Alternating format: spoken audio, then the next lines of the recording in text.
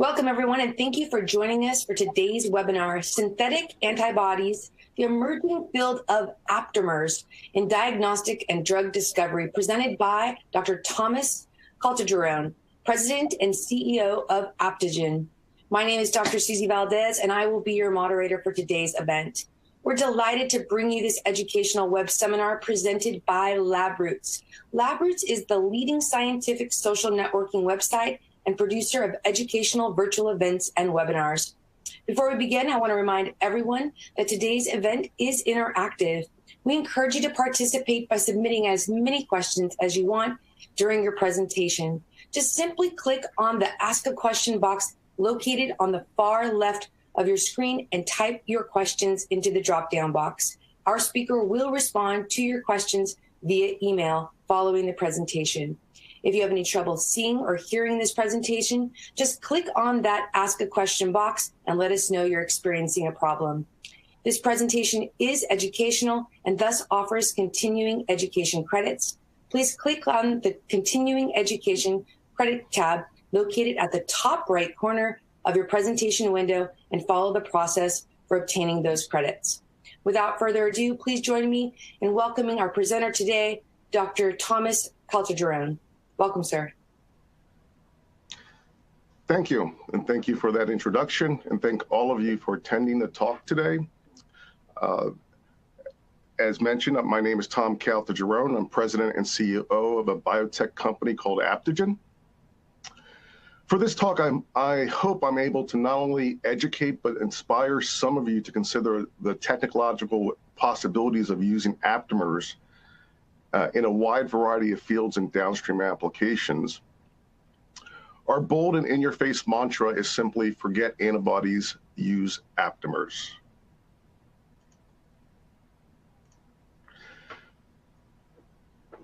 So I started the company back 15 years ago. In 2004, we are a service provider. We're located in South Central Pennsylvania, and we have clients ranging from startup biotech companies to research academics to big pharma like Pfizer and Merck. They approach us to develop aptamers for one reason, and that is either their antibodies failed to specifically target their antigen, or the antibody doesn't exist whatsoever. So against difficult targets or antigens. So they're considering alternative platforms like aptamers in their downstream applications. So I'd like to segment this talk into 4 sections. First, I'll introduce aptamers, background of aptamers, diagnostic applications, cell and tissue targeting and delivery, and also drug discovery applications. So what are aptamers? Here's a short review paper that we published. Aptamers are sometimes referred to as synthetic antibodies, but they're not protein-based macromolecules. Actually, I brought along this prop to illustrate the point. If this represents a single-stranded DNA or RNA molecule, depending on the sequence, it will fold into some sort of 3-dimensional structure. It's still nucleic acid, but once it binds to a target, we call that an aptamer. So they were invented back in the early 90s, and targets can range from small molecule targets to protein biomarkers, cells, tissues, viruses, you name it. And they operate in a wide variety of matrices, including biological fluids. So here are some examples of aptamer structures, or back in the early 90s, of success stories of aptamers against a wide variety of targets, X, Y, Z, whatever that may be. And here are some examples. For example, there's a pseudonaut configuration against HIV reverse transcriptase. There's an aptamer that takes the form of a G quadruplex that targets thrombin. There's a simple hairpin aptamer against T4 polymerase, and a stem loop bulge against ATP, a small molecule ATP. So these are just some simple structures of early examples of aptamers that have been developed over the years. The literature has exploded in terms of success stories in the last 6 years of aptamers targeting a whole host of targets and antigens. The size of aptamers are approximately 1/5 the size of a typical IgG antibody, about 30 kilodaltons. And because of its smaller size as a macromolecule, it's much more advantageous to have a smaller size versus a bulky antibody in terms of penetrating tissues for targeted therapy. Also, for biosensing applications, if we tether or couple the aptamer to a biosensor surface, because it's smaller macromolecule instead of a large bulky antibody, your signal response on your biosensor is much more improved. So the biosensor community typically love their aptamers over their bulky antibodies on their biosensors.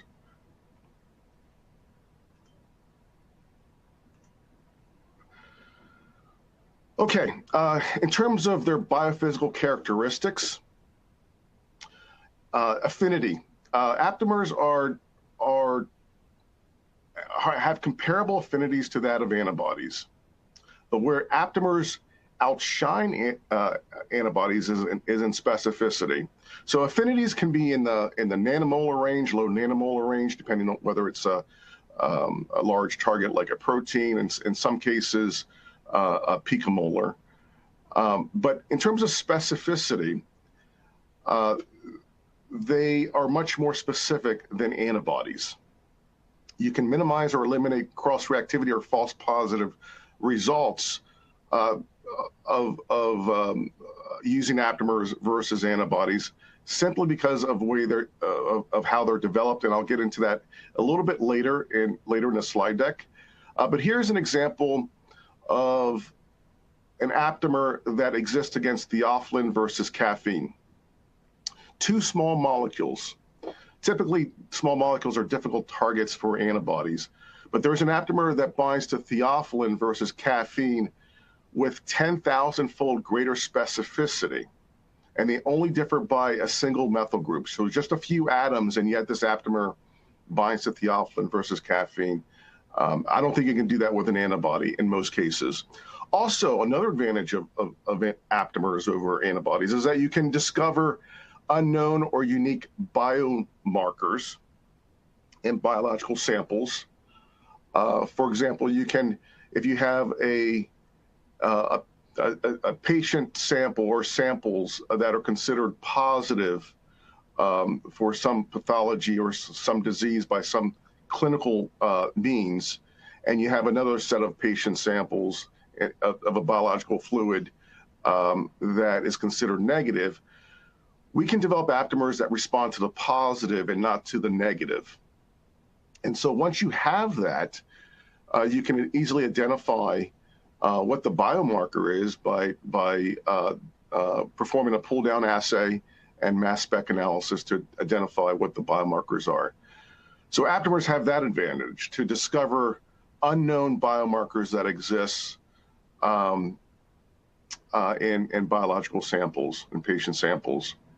In terms of manufacturing cost or in production, they're a fraction of that compared to antibodies. So I typically say pennies on the dollar in terms of producing or manufacturing aptamers versus antibodies. Also, aptamers are much more stable than antibodies. They have a longer shelf life. So because they're nucleic acids, DNA or RNA, you can, back to the model here, you can heat denature them, cool them down, and they'll snap back into shape. You can't do that with a protein-based antibody. turns into scrambled eggs after you heat it. So aptamers have that benefit as well in terms of the longer shelf life. So also have listed here on this slide is what we have displayed on our website called the Apta Index. It's a searchable database that we provide to the scientific community to see if an aptamer exists. You simply type in your target or antigen of interest, and we can provide the sequence of that aptamer, the DNA sequence or the RNA sequence of that aptamer if it exists. Now, it's not an exhaustive list. This is information that we pulled from the literature, and again, this is a resource to the scientific community that we provide on our website. We're in the business of developing custom aptamers, but this is a resource to see if an aptamer does exist against your particular target of interest.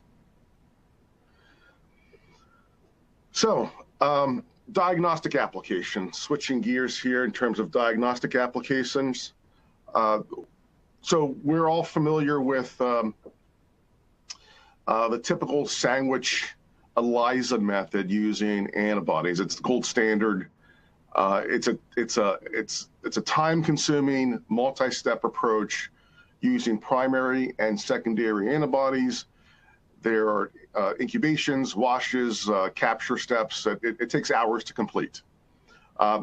We can develop aptamers, sandwich-based aptamers, for this type of sandwich-based assay. However, we have developed something that's superior to that of ELISAs or sandwich-based assays called aptabeacons. And these are aptamers that, upon binding to a target, reports an output, either a fluorescent output or colorimetric output.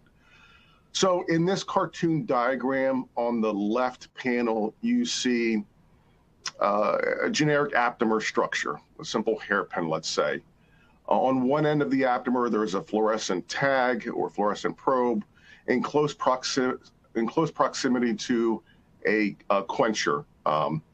So in the presence of the negative sample, or the sample that doesn't contain your antigen of interest, no reaction occurs. However, on the right-hand panel, in the presence of your positive sample, the quencher is released and you exhibit a fluorescent response. And this is a one-step, one-pot reaction, and free in solution. Unlike ELISAs or sandwich-based assays, there's no capturing, there's no washing, you just simply read. And we call these aptabeacons.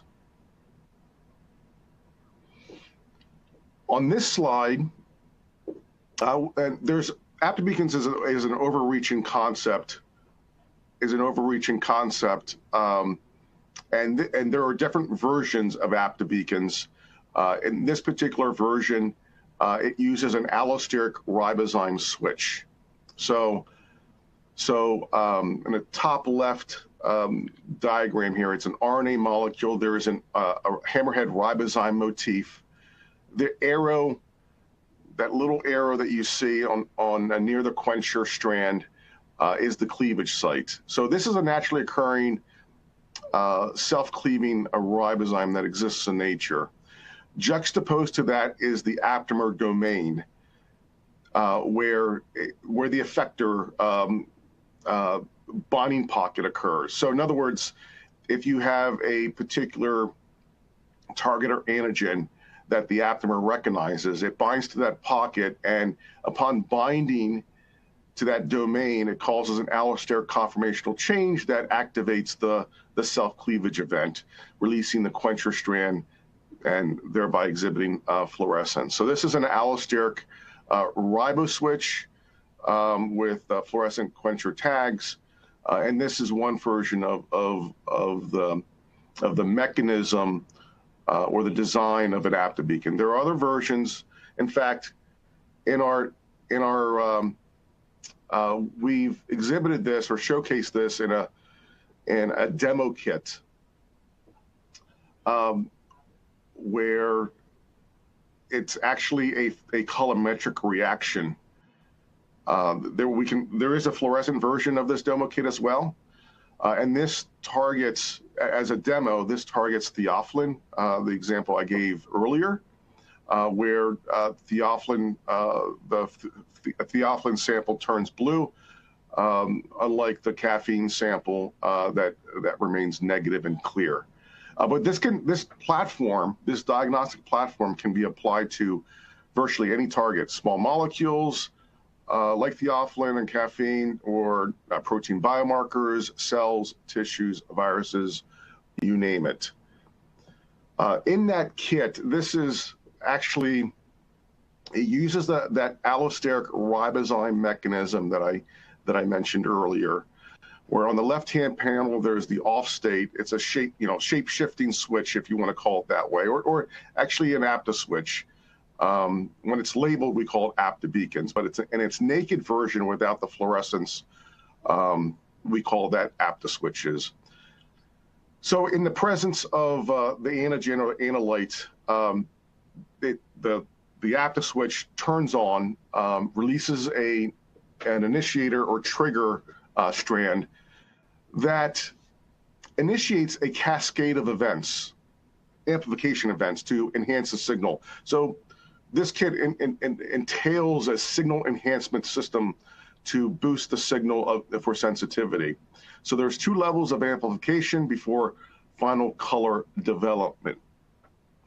We recently published this in ACS Biochem, and this is the actual nuts and bolts of that one-pot reaction, or this 3-stage signal enhancement system.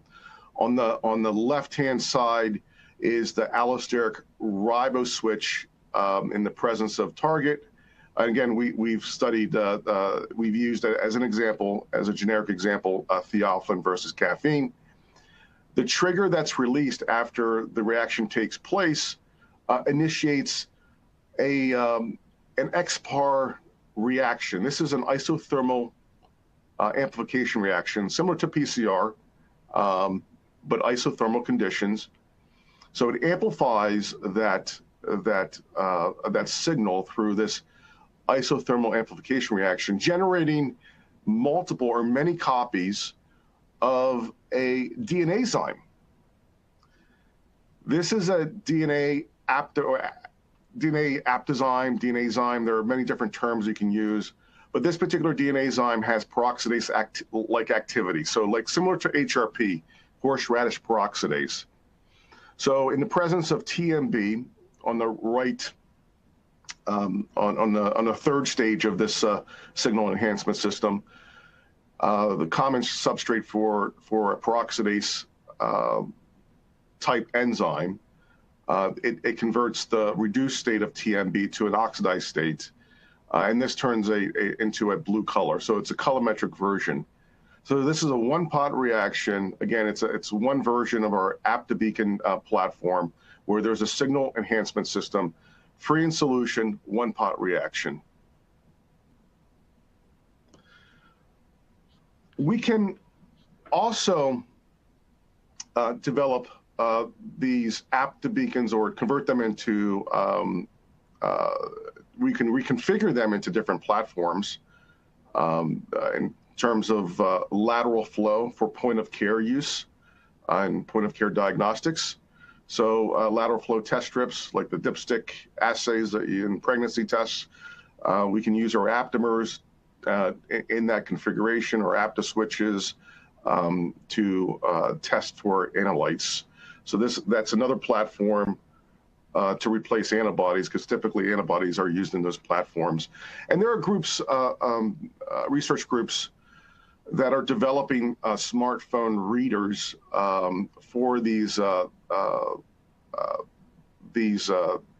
whether you're using a lateral flow that has a fluorescent output or a colorimetric detection system. So a smartphone reader that can read a fluorescent apta-beacon, for example, we can employ that, or even a colorimetric reader for yes/no answers, or even semi-quantitative readouts. This slide here is a table of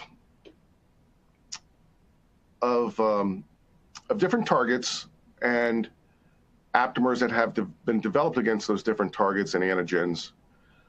Most of our customers and clients, they're hyper-focused on affinities. Can we develop a tight binding aptamer? And yes, we can. But affinity is not necessarily a prediction or predictive measure of success for your downstream application. That's one measurement that we take into consideration as we quantify our aptamers. You can have a high affinity aptamer or any molecule ligand for that reason, but it's not specific. So it's not selective. So the other thing that should be of concern is how specific is it to minimize a cross-reactive and giving out false positive results. And also the limit of detection. The platform that you're using, what kind of limit of detection or sensitivity are you achieving? You could have a high affinity aptamer and yet fails your downstream application. For example, these aptamers are polyanionic biopolymers. They're very sticky. And if you have a positively charged target, it will bind to any positively charged target with high affinity. So the trick is to develop a ligand, an aptamer ligand, that is not influenced by those electrostatic interactions and is specific to the identity of target and not its charge. So depending on the matrix and the platform detection, those are the factors that we consider in terms of the design and execution of the development of our aptamers. Another example, a theophylline. It has a mediocre affinity. It has micromolar affinity. It's not nanomolar. It's micromolar affinity. But yet, I mentioned earlier, it has 10,000-fold greater specificity towards theophylline versus caffeine. And you can see here on this table, for example, the one target Plasmodium lactase dehydrogenase. It's a protein target. An aptamer has been developed against that target with 0.35 micromolar affinity. So a high nanomolar affinity. But it has 0.5 femtomolar sensitivity. So depending on the platform that you're using in terms of detection, if it's a validated platform, the rule of thumb that I usually give is that whatever the affinity, the sensitivity or the low limit of detection is at least one or two orders of magnitude in terms of sensitivity. So affinity is one factor that we how tight does the ligand or aptamer bind to the target, but you also have to consider your specificity to minimize cross-reactive false positive results, and also your platform in terms of detection, in terms of low limits of detection. So those are the other parameters that we want to take into account as we design the development of aptamers. Okay, so switching gears a bit, now I'll delve into cells and tissue targeting and delivery applications. But before I get into that, I need to take a step back and introduce a concept called directed molecular evolution. It's basically using principles of Darwinian evolution, but at a molecular scale. So let's say in this cartoon representation of the process, we have a population of molecules or a library of molecules of different shapes, here represented by triangles, squares, and circles. And immobilized on a solid support, like let's say a column, we have our target or antigen of interest. And so the idea is that we want to interrogate this library, find out, fish for those for that needle in that haystack that meets a certain fitness test. In this case, binding to the target, like in a lock and key type fashion. So if there are shapes in there that binds to the target in a lock and key fashion, those are our binders, our winners that we want to propagate for another generation. So we collect those binders, and granted, the first random library, there's going to be one or more, a very few percentage of molecules that meet that criteria or that fitness test. And so the vast majority of the library are failure shapes in this example, and so they will be discarded. But the rare molecules that do exist that bind to the target are collected and propagated. And we can introduce some sloppiness to the process, introduce some mutation, slight mutation, to explore different contours of shape to enhance its binding ability towards the target of interest. So after multiple generations of this process of screening, partitioning binders from the non-binders and amplification, we enrich this library from a random state to a more homogeneous state, a polyclonal state, if you will, that has a response to the target. So this is the basic concept of directed molecular evolution. Again, we're using principles of Darwinian evolution, but on a molecular scale, and we can apply this concept to oligonucleotides, single-stranded DNA or RNA. So these molecules are synthesized on an oligosynthesizer, a DNA machine, an automated DNA machine, to generate a library of 10 to the 14th, or 10 trillion different randomized molecules. So 10 trillion different randomized sequences. Each one will fold into a unique shape. And so we're exploring that library, interrogating that library against the target of interest. In this case, here's a generic target that I'd shown this example, this schematic flow chart here. The molecules that don't form the correct three-dimensional shape that binds to the target are discarded. The ones that do bind are collected and amplified by PCR. So polymerase chain reaction to amplify those binders.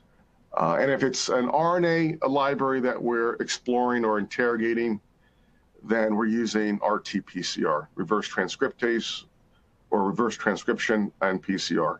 So after multiple generations of this process of enriching the library, we can clone and sequence and test individual candidates in terms of affinity and specificity.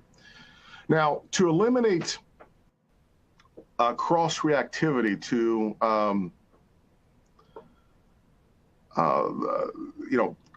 the components in your matrix, whether it's a blood sample, saliva sample, urine sample, or even counter targets that are similar to your target biomarker, but are considered counter targets, we would introduce a step here where we would expose the library first to that matrix or to that environment or to any counter targets, and anything that binds to that, any of the components or the milieu of components in that sample will be discarded. What's left over is then exposed to your target.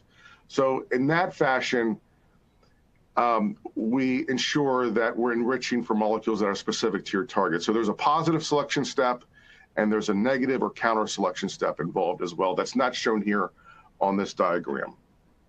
So with that simple concept, on paper it's simple, but believe me, I've been in the field for the last 25 years. There are tricks to the trade that we employ to ensure success. We have a pretty high success rate in terms of a wide variety of targets, but we have experience in targeting small molecules, proteins, tissues, peptides, cells, you name it. And so then the next few slides, I want to show you some examples, or a potpourri of examples of projects that we've worked on that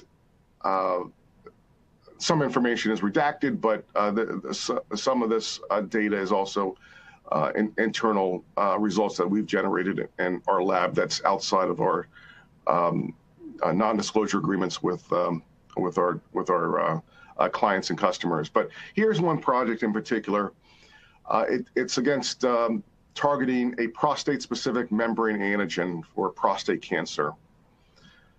So we know that we use a circular DNA library, and the reason we circularize the library is that we want to avoid any degradation from nucleases that may be present in this in vivo environment.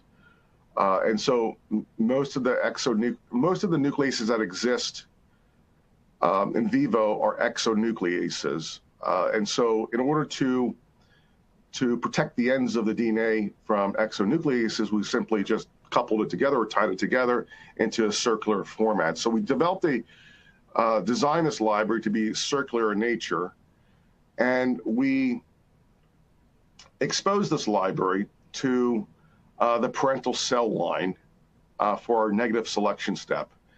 And any molecules that bound to the negative cell line were discarded. What was left over that did not bind was exposed to our transfected cell line that expresses this biomarker on the cell surface. And whatever bound to that is collected and amplified. And we regenerated the circularized library. So after multiple generations of negative selection, followed by positive selection, we enriched the library to respond to the positive cell line, or the transfected cell line expressing the biomarker. And in terms of analyzing the characteristics of this enriched library, we used flow cytometry. So this is, so we labeled the library with a fluorescent tag, and we went through 19 generations of enrichment. So these are the flow cytometry results against the negative cell lines, or the parental cell lines, the PC3 cells. And you can see G0 versus G19. G0 indicates the initial random pull, and G19 is the enriched library after 19 generations through that process. And there's no real shift or significant shift to the right of this diagram of flow cytometry tracing.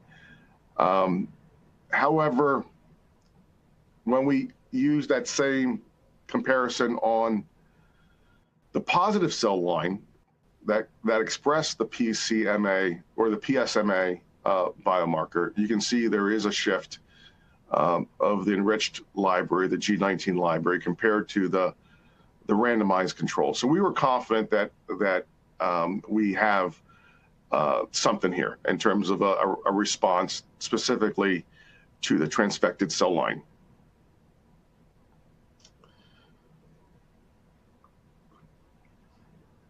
So that was one project against a cell surface marker. Here is another project. And we, by the way, we did clone and sequence the previous project, and obviously I won't be able to show you that data.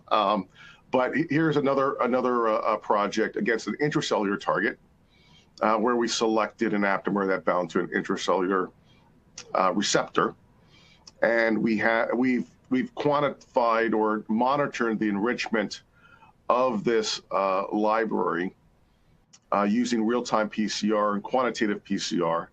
And here are shown the real-time PCR tracings and the melt curve analysis of those different samples.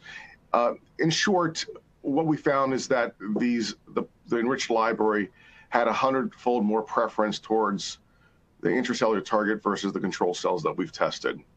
And we, again, further, we cloned and sequenced that library to further analyze those monoclonal aptamer candidates. But here I have a slide indicating we also looked at a labeled, the enriched labeled library under fluorescent microscopy conditions. On the left-hand panel, you see the phase contrast image of these cells versus the fluorescence in the same area. Now these are against the negative cells, or the negative cell line in this particular project, and so we don't expect to see obviously fluorescence here. So this is our negative control. However, in the positive cell line, we do see fluorescence targeting these cells that expresses this intracellular receptor. So these are just some examples of cell-based selection projects that we've entertained over the years. And now let me dive into drug discovery applications of aptamers. So as we all know, from laboratory bench to pharmacy shelves, it takes approximately 10 to 15 years to bring a drug to market and costs over $2 billion. It's a long and expensive process fraught with a low success rate, because there's only one in 1,000, every 1,000 candidates that are passed testing in animals, actually one makes it into human clinical trials. So a very low success rate, even after all those years and all that capital investment into the process. And this has been the paradigm of the drug discovery development ever since the pharmaceutical industry has been in existence for the last 100, 150 years. So, and the reason for this, why it's long and time-consuming and expensive process, is because you have to have some sort of knowledge of the pathology that you're trying to treat, and develop validated in vitro or test tube assays that you can test your drug candidates. And any positive hits you get from there, then you test in animal models, and finally into human clinical trials. So now the molecules that are tested are either derived from nature. Typically the small molecule, some small organic small molecules are either derived from nature or chemically synthesized at the laboratory bench. And again, these are tested in these in vitro test tube assays. Any positive hits you get from there, you test in human animal models that mimic the human form of the condition before clinical trials. Now, more times than not, you get negative results, and so you have to go back and from in vitro test to in vivo studies. You have to tinker with the molecule. It's a trial and error approach, back and forth, time and money. So it's a very expensive, long and time-consuming process of to develop candidates or drug candidates to market. However, what if we were to eliminate the in vitro assays and test tube assays and do drug discovery directly in an animal model? If you're able to do this, then you're one step closer to human clinical trials, thereby saving significant time and money in the process of developing drug candidates. And so what if we were able to take a library, a molecular library? So I showed examples of in vitro and cell-based assays, but let's say we go to a whole animal model that mimics the human form of the disease. Let's say it's a tumor, a cancerous tumor, and we administer this library to the animal, either a tail vein injection or some other route of administration. And in this cartoon example, we collect the area of the tissue of interest. There's a cross-section of tissue here, and there's an area within that cross-section of tissue where your pathological marker exists, your biomarker exists, that black region there. That's your cancerous region.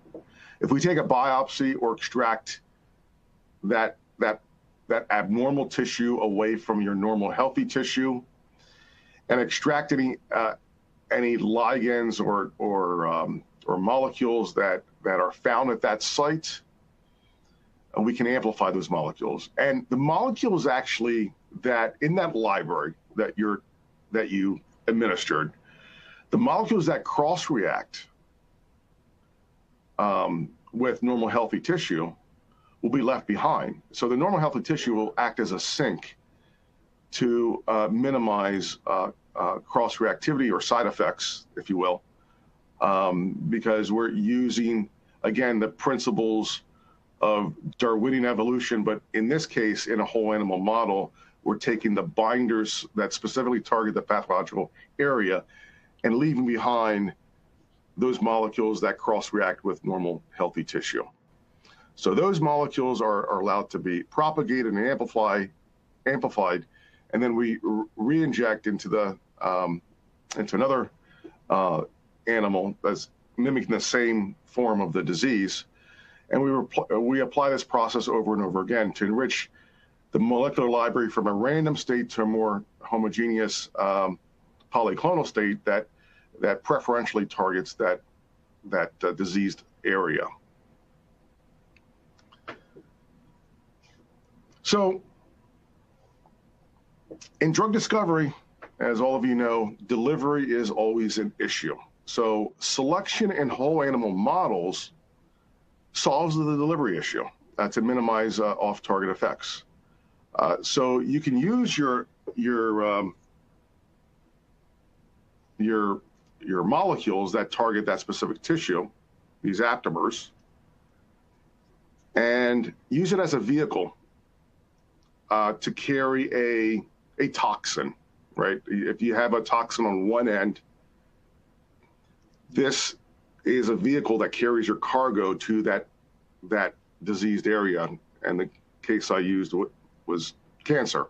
So a toxin to destroy that cancer, or even a radioisotope, or even possibly a drug, a small molecule drug that failed clinical trials for off-target effects.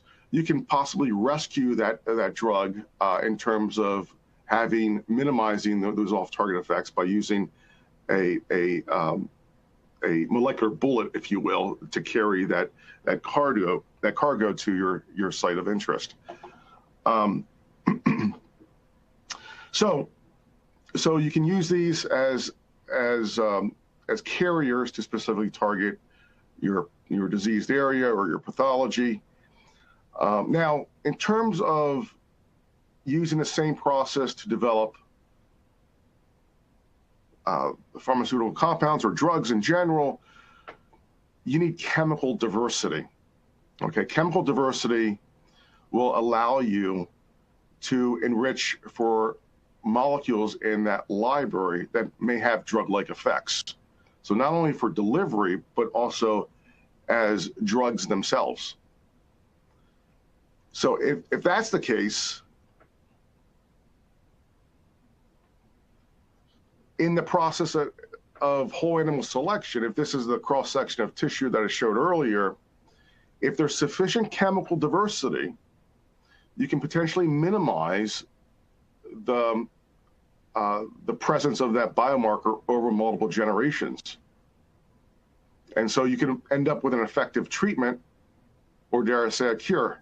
So as long as there's sufficient molecular diversity, right, it's possible to use this molecular library to effectively minimize that pathological biomarker. Now, in order for this to work, there needs to be several key requirements for the selection process. First, the molecules need to be self-replicating. Aptamers are self-replicating. There needs to be an animal model that exists that mimics the human form of the disease, whether it's cancer, some sort of tumor, xenograft model, Alzheimer's disease, Parkinson's, or whatever. But these animal models must exhibit a characteristic phenotype for visualization in order to take a biopsy or to,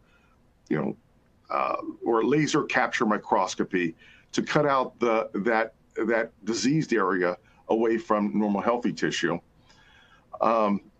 So in essence, it's possible to target diseases of bacterial or viral in origin, or could we possibly target other tissues or organs, the brain, possibly map the brain at specific area for glioblastoma, possibly, as long as it can cross the blood-brain barrier.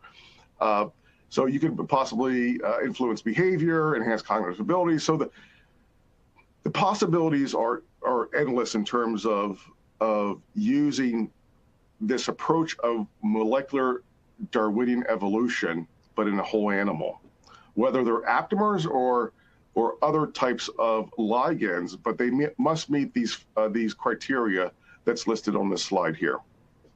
So towards that aim or that ultimate goal, we have undertaken a simple experiment where we generated a library of aptamers or randomized 2' fluoro RNA, single-stranded 2' fluoro RNA library. The reason it's 2' fluoro, as we all know, RNA is very susceptible to degradation. So there is an analog of RNA in the 2' position. Instead of a hydroxyl group, there's a fluorine atom. And this 2' fluoro RNA chemistry allows this RNA to be very stable, rock solid, even more stable than DNA. In fact, it has a half-life in serum of 86 hours.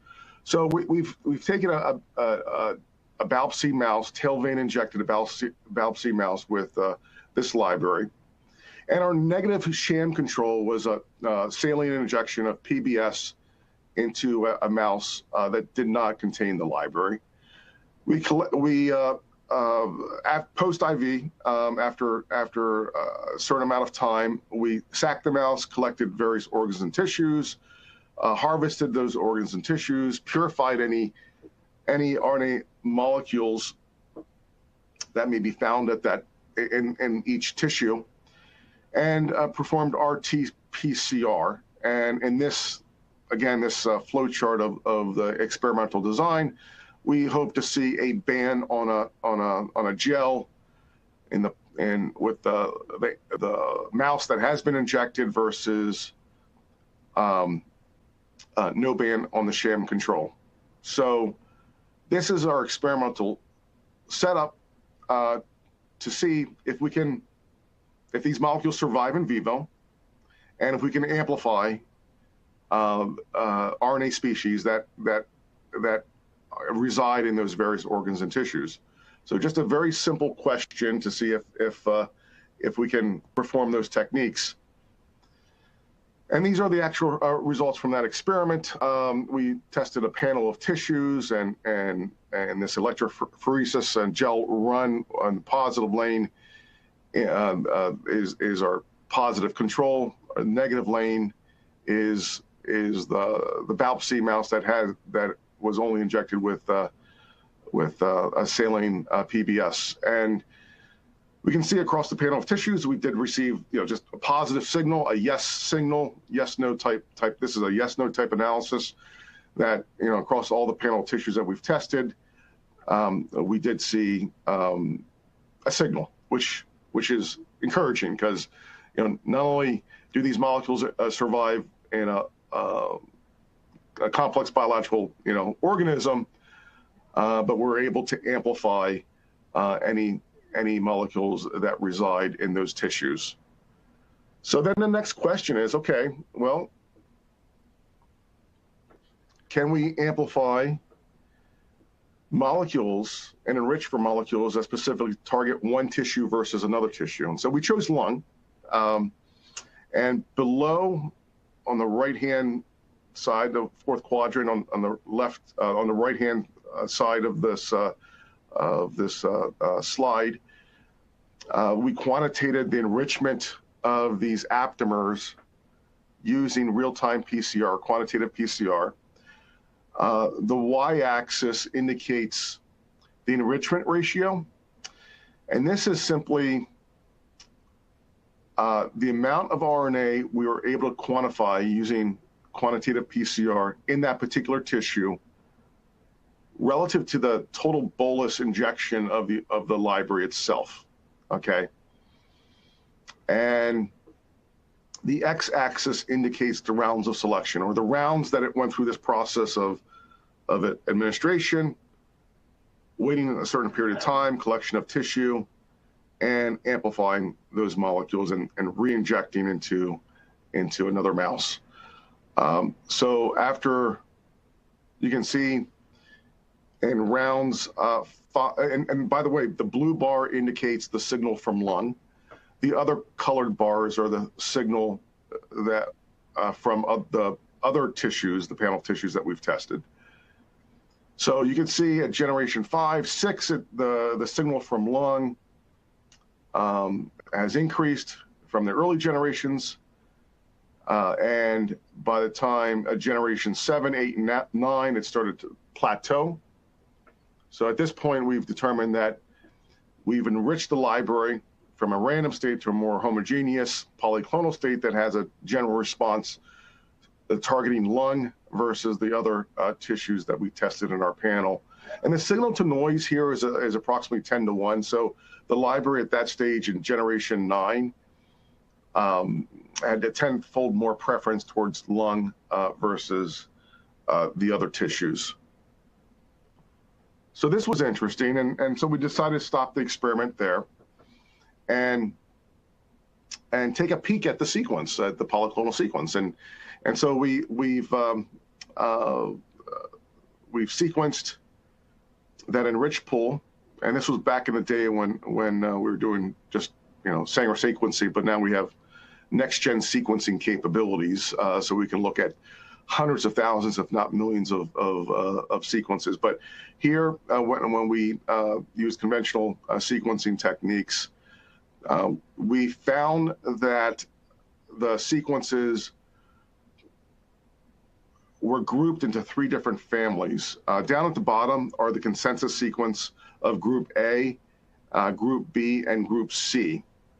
And right above that are the M-fold secondary structures of these families. So that's the predictive secondary structure of each of these consensus sequences. And above that is the enrichment ratio comparing the library, the enriched G9 library, versus individual clones that we've sequenced that match the consensus sequence. And immediately you can see that the clone G9C4 is the most interesting clone to further analyze. That had the highest signal towards lung versus the other tissues.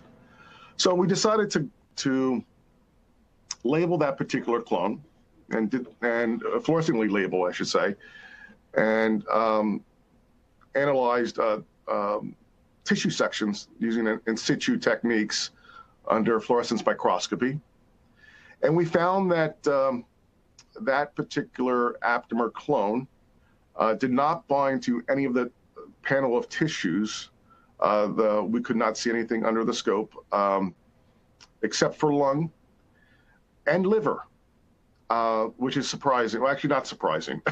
So lung lit up, and we did see some background fluorescence in liver as well, but we had to crank up this exposure in order to show the image on this slide here. So actually the lung is twice as bright as what you see with the liver here, because we had to crank it up twice as much in terms of the exposure on the camera. But why are we seeing residual fluorescence in liver? And there could be one of 2 explanations. The first is that there might be a common epitope where this aptamer binds to that exists both in the lung and the liver. But the most likely explanation is that what we're seeing is byproducts or degradation products. Everything passes through the kidneys and the liver, and so this is the clearance of the fluorescent fragments of these aptamers through the liver. So that's the most likely explanation. Okay.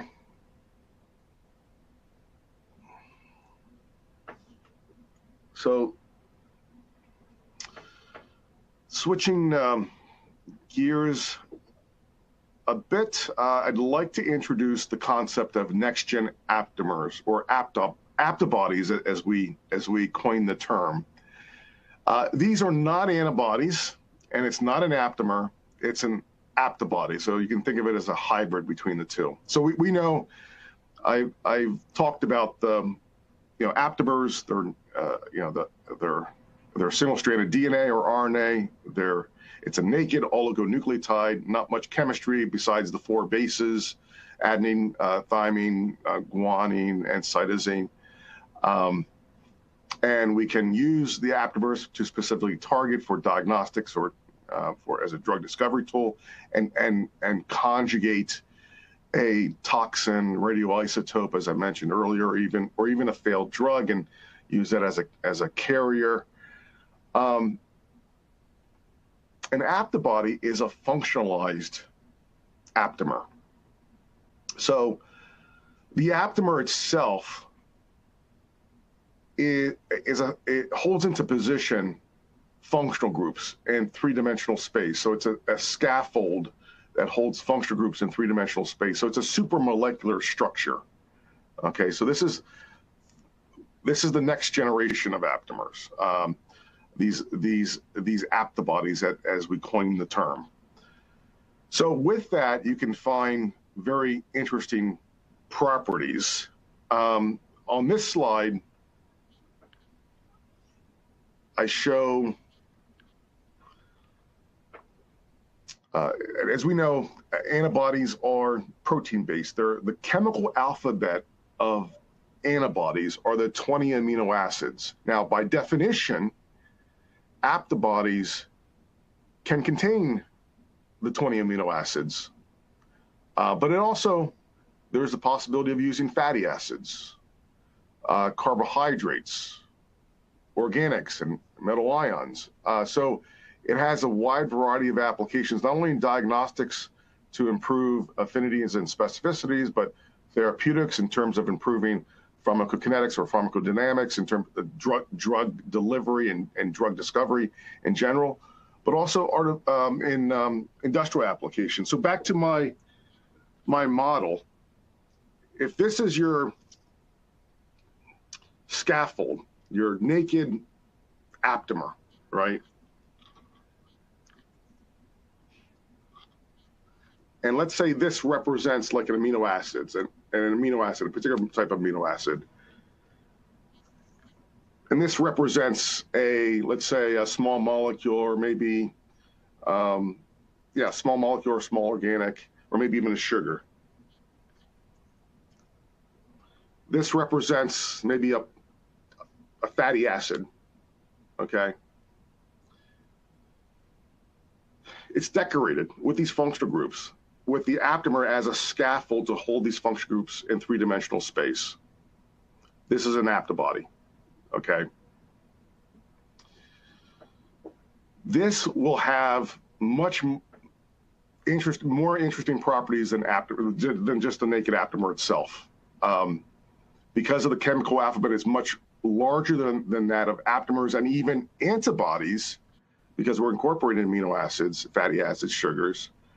You can imagine a scenario where we're creating artificial enzymes that do not exist in nature. Okay, so we know that enzymes are protein-based, and most of the amino acids on these enzymes, these protein-based enzymes, is for architecture to hold into place a few amino acids that form a catalytic core or a pocket that converts a substrate into a product. Well, if you generated a large library of aptabodies, each one with a unique shape and decorated with different functional groups. And you interrogate that library, and you set up an assay to isolate enzymes that converts a particular substrate into a product, because you can imagine a molecular solution in that library that forms sort of like a catalytic core, right? That can possibly convert a substrate into a product.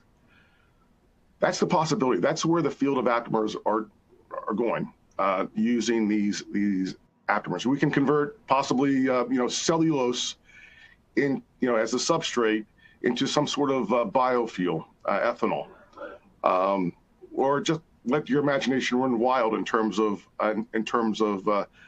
using these antibodies in terms of industrial applications. But the key point here is that we're using, again, principles of Darwinian evolution on a molecular scale, and using chemical diversities to evolve these molecules to pass a certain fitness test, whether it's simple binding or as a simple nanobiotech application. So the strategy of separating winners from the losers or binders from the non-binders is also a key requirement for that. So this last slide is just a quick pitch that in terms of our company, we're a small biotech company in South Central Pennsylvania, as I mentioned earlier, and we do have employment and postdoc opportunities. And with that, thank you for your attention, and I can entertain any questions you may have. Thank you.